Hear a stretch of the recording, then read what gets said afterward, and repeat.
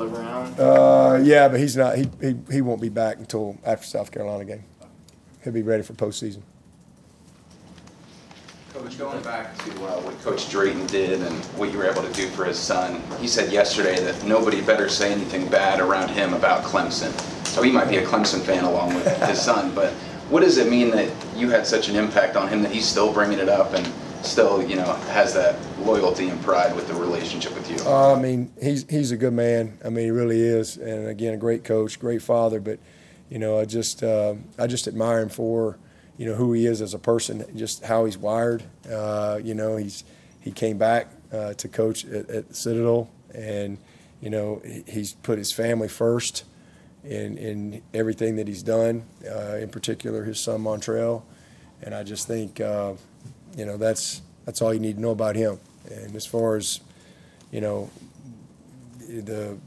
all that other stuff, I mean, listen, I mean, I'm just thankful that we had an opportunity to you know, make it a great day. You know, whenever that day was, it's a blessing that we were able to, you know, help him smile, help him have a great experience, and for them to have that moment together.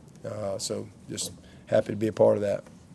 I know the military tradition is so rich here and you guys really value it, but the fact that it's not UConn, it's not Georgia Tech, but you're playing the Citadel on Military Appreciation Day, the added meaning of playing them on such a special day. Yeah, that's pretty special for sure. You know, that is a university with an incredibly rich tradition and history. You know, when I honestly, I didn't know a whole lot about Citadel until I spoke there a couple years ago and did a little research on them. And I mean, it is a very proud university with an incredible military background. And it's a tough place, man. It's a tough place. And I just have a lot of respect for those kids and their commitment, you know, their accountability. You know, the structure that they operate in there, it's not for everybody, that's for sure. But I tell you, when I left there, I walked away with just an immense amount of respect for everyone there and how they do things, their mission as a university, and certainly those kids that are a part of that program and buy into what they have to do from a military aspect. So, yeah, it'll make it a even more special day. You know, to have a university like Citadel here on this day, it's kind of unique, and I'm sure they'll have a great appreciation for it as well. When did Troy's injury happen? Was that mid-game? No, he's actually been battling it for a couple weeks. Y'all just said no. We've been casting his thumb up, and he's just at a point where just doesn't think he can keep going and needs to get the surgery. So we're going to do it on Thursday, I believe. Just he's in a lot of pain, you know, and he just doesn't feel like he can really.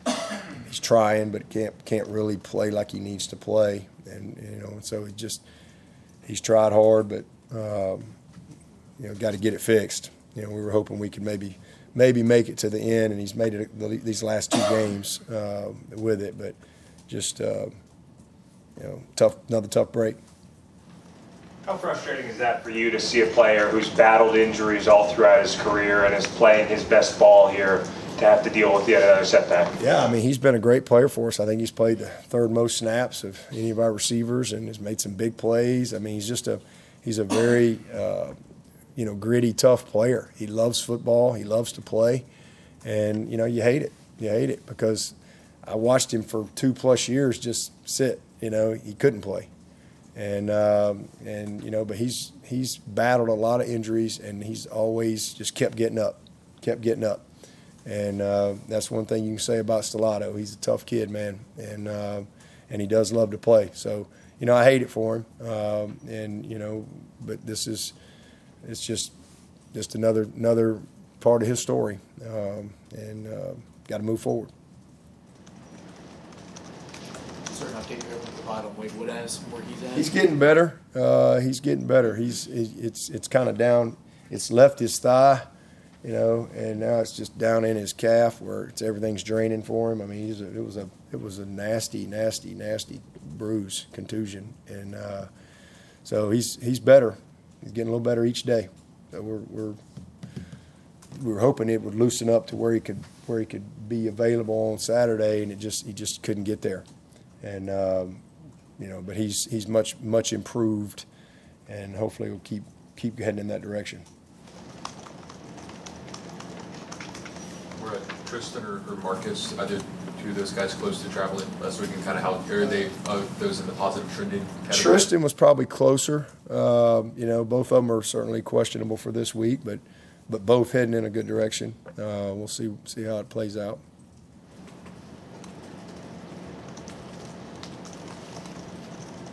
Any questions for Coach virtually? Anybody else in the room?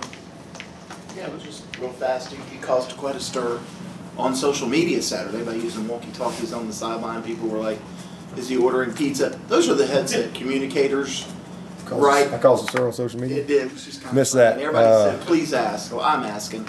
Those are the headset communicators. Same thing we've had all year. Yeah.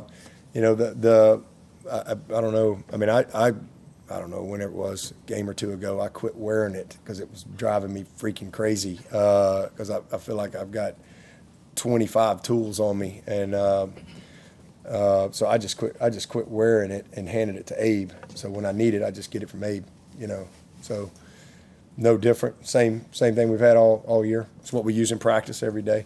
You can either have the walkie-talkie hooked and push a button, or you can just use the walkie-talkie. And so that's really it. You said on your Sunday teleconference, you were talking about opportunity for certain receivers. Was that based on his coverage? What were you kind of elaborate the frustration there? I just didn't think we did a good enough job of giving some guys opportunities, versus some tight coverage. We needed to create a few more of those. Over the last 3 games, is there a common thread offensively for some of the droughts y'all have gone through? Critical penalties, missed plays. You hit a couple of the plays that we've missed on. Y'all are probably asking me different questions, but we don't make them. So we've missed a few throws that are there. We've had couple drop balls. We've had some critical penalties, really critical penalties. Again, you go back to the Virginia Tech game. You're right out of the gate, opening drive. You got a great drive, and you get the grounding. You overcome that and to the 15-yard line. It's going to be first down. You get a holding. So just some frustrating stuff there. Obviously, we had the kick issue where we had some of those problems. We missed some opportunities for points, and then